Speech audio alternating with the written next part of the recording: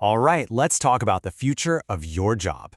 We're diving into a huge new report from the World Economic Forum that gives us a pretty clear roadmap of what to expect by 2030. And let me tell you, the changes it's predicting, they are way bigger than you probably think. Let's get into it. We hear it all the time, right? Things are changing. But the data we're about to look at shows we're not just on some fast-moving train. No, it feels more like we're on a rocket ship. The speed of this transformation in the job market is, well, it's something we've never really seen before. So, this all leads to the big question, doesn't it? The one that maybe keeps you up at night a little bit. Is your job future-proof? Are the skills you have today going to be the skills you need tomorrow? It's a really personal question, but honestly, it's one we all have to start asking.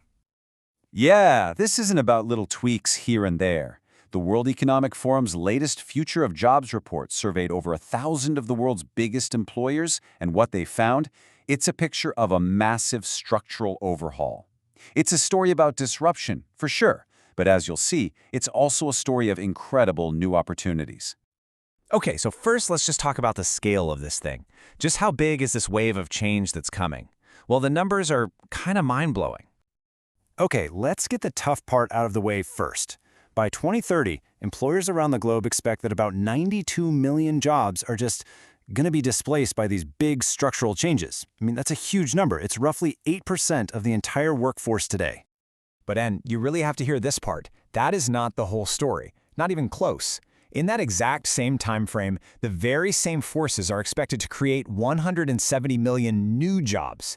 So you see, the real story here isn't just about job loss, it's about job churn, a massive, massive reshuffling of roles and the skills we need to do them. So what in the world is causing this massive shift? What are these forces that are wiping out old jobs while creating new ones at the same time? Let's take a look at the main drivers. Wow. Okay, just look at this. One category is completely dominating the chart. A staggering 86% of employers say AI and information processing is going to be the #1 driver changing their business. Sure, robots and green energy are big deals, but they're not even in the same league. AI is the engine for the next decade, period. All right, so if AI and technology are the engine, where are we headed? Which jobs are actually set to grow the fastest in this new world? And here you go. This table basically confirms everything. The jobs growing the fastest are pretty much all about tech, data, and the green transition. You've got AI and machine learning specialists right at the top, followed by big data folks and security analysts. These are the people building our new digital world. And now, let's flip it around and look at the other side of the coin. Wow, the contrast here could not be more clear. The jobs that are declining the fastest are the ones built around routine administrative tasks. Bank tellers, data entry clerks, secretaries. These are exactly the kinds of jobs that can be automated by the very technologies creating those new roles we just saw. Okay, this, to me, is the most important part of this whole conversation. It's not really about the job titles. It's about the skills that make up those jobs. So what do you actually need to be able to do to succeed? So no surprise, AI and big data skills are seeing a massive jump in demand. But look what comes right after the tech stuff. Creative thinking, analytical thinking, resilience, flexibility. These are uniquely human skills. It's becoming so clear that the future isn't about us versus the machines. It's about being the human who knows how to use the machines to get amazing results. Let's just zoom in on that one for a second. Analytical thinking. Why is this considered the most essential core skill by so many employers, even when we have AI that can crunch data? Well, think about it. We are flooded with information. The ability to ask the right questions and to critically look at the answers, that is a human superpower. AI can give you an answer, but analytical thinking helps you figure out if it's the right one.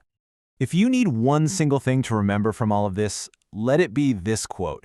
Nearly 40% of the skills you rely on today are expected to be disrupted in the next few years. That means standing still is actually the same as moving backward. Lifelong learning isn't just a nice-to-have anymore, it's a survival strategy. So, okay, how do we deal with all this? How do we prepare? The report is actually super clear about this. The way forward for both businesses and for us as individuals is all about upskilling. This chart shows you exactly why upskilling is so important. When you ask companies, hey, what's holding you back from transforming your business? Their #1 answer isn't a lack of money or a lack of technology. It's a skills gap. They just can't find enough people who have the right skills to do the work. And what's their main strategy to solve that problem? Well, this number says it all. A whopping 85% of companies say their top priority is to upskill the people they already have. They figured out it's way better to invest in their current team than to fight over a tiny pool of talent out there. So it all connects in this really simple, logical way. The number one barrier is the skills gap. So the number one solution is upskilling and training. And the result they're hoping for is a workforce that's more productive, more engaged, and ready for the future. This is basically the new game plan for the global economy. And that brings it all right back to you. If the future of work is really just about our ability to learn and adapt, then the most important question isn't, what will my job be in 2030? The real question is, what skill are you going to learn next to make sure you're ready for it?